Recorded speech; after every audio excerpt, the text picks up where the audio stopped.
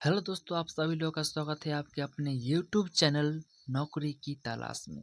तो हम लोगों ने कल के वीडियो में एंशिएंट हिस्ट्री में प्राक ऐतिहासिक काल का थ्योरी पढ़ लिया था। आज हम लोग उसका जो है वन लाइनर क्वेश्चन को पढ़ने वाले हैं, ठीक है।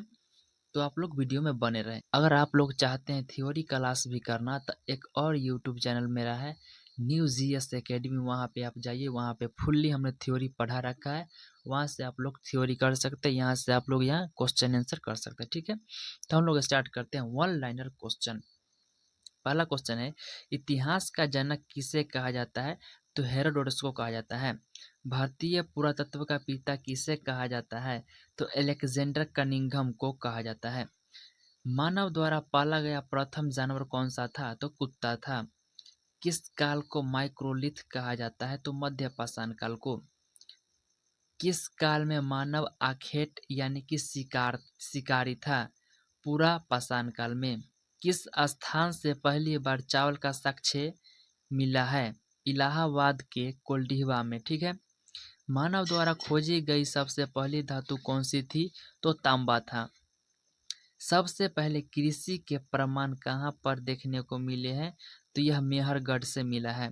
सबसे पहले चावल के साक्ष्य कहाँ पर देखने को मिला है? तो यह कोल्डिहवा से मिला है। आग का आविष्कार किस काल में हुआ? तो पूरा पाषाण काल में। पहिए का आविष्कार किस काल में हुआ? तो नवपाषाण काल में हुआ। भीमबेटका की गुफाएं किसके लिए प्रसिद्ध है? गुफाओं के शैल चित्र के लिए। रख का टीला किस नवपाषाणिक स्थल से संबंधित है? तो संगनकल्लू से। रॉबर्ट ब्रूसफुट थे भूगर्भ वैज्ञानिक एवं पुरातत्वविद। हड्डी से निर्मित आभूषण भारत में मध्य पाषाण काल के संदर्भ में प्राप्त हुआ? तो महदाह से। किसको चालकोलिथिक युग भी कहा जाता है? तो ताम्र पाषाण युग को। कोपेन कोपेनहेगन संग्रहालय की सामग्री से पाषाण, कांस्य और लौह युक्त का त्रियुगीय विभाजन किया था? तो थॉमसन। एक ही कब्र से 3 मानव कंकाल मिले हैं? तो दमदमा से।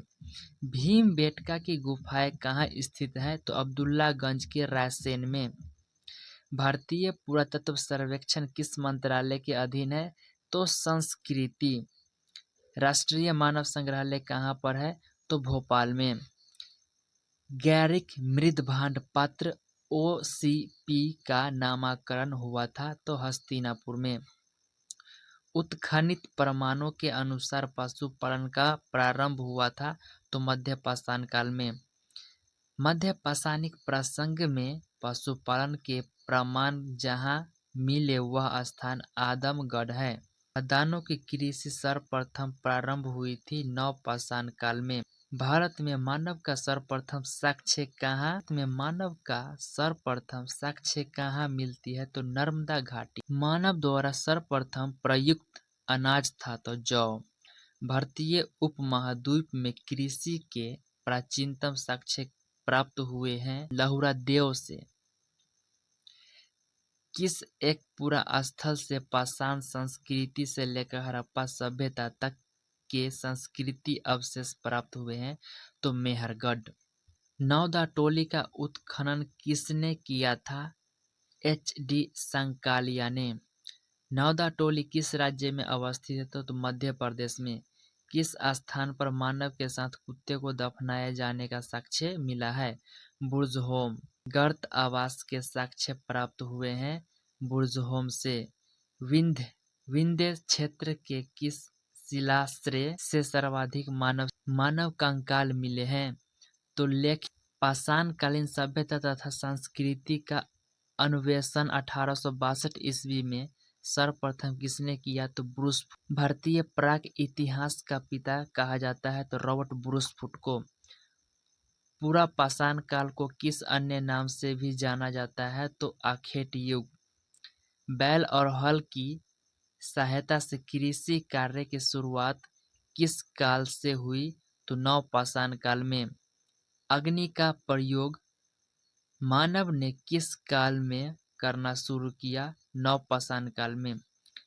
भारत के किस स्थल से नवपाषाण काल की संस्कृति और प्राचीनतम साक्ष्य प्राप्त हुए हैं तो मेहरगढ़। मध्यपाषाण काल का सर्वाधिक प्रमुख लक्षण क्या था तो लौह औजार। व्यापक उत्खनन के बाद मध्यपाषाण काल की मानव अस्थियां किस क्षेत्र में प्राप्त हुआ है तो गुजरात। सावधान की दाह संस्कार की प्रक्रिया किस कालखंड से शुरू हुआ मध्यपाषाण काल। मध्यपाषाण काल में प्रयुक्त होने वाले उपकरण बहुत छोटे छोटे थे, इसीलिए इन्हें कहते हैं माइक्रोलिथ। मध्य प्रदेश में आदमगढ़ और राजस्थान में बागोर प्रस्तुत करते हैं पशुपालन का प्राचीनतम साक्ष्य। इस काल में मानव के अस्थिर पंज शारीरिक प्रारूपों का सबसे पहला अवशेष स्थान से प्राप्त हुआ तो प्रतापगढ़ उत्तर प्रदेश के सरायनहर तथा महदा से।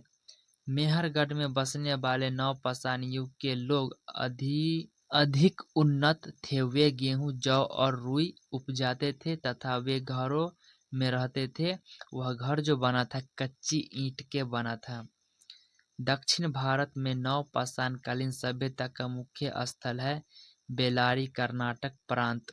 विंध्य क्षेत्र का वह शिलाश्रय जहाँ से सर्वाधिक मानव कंकाल प्राप्त हुआ है तो लेखहिया से। भारतीय पुरातत्व सर्वेक्षण के प्रथम महानिर्देशक थे जॉन मार्शल।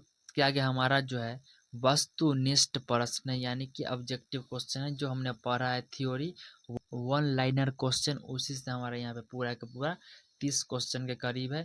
तो हम लोग अगले वीडियो में इसे भी कंप्लीट कर लेंगे।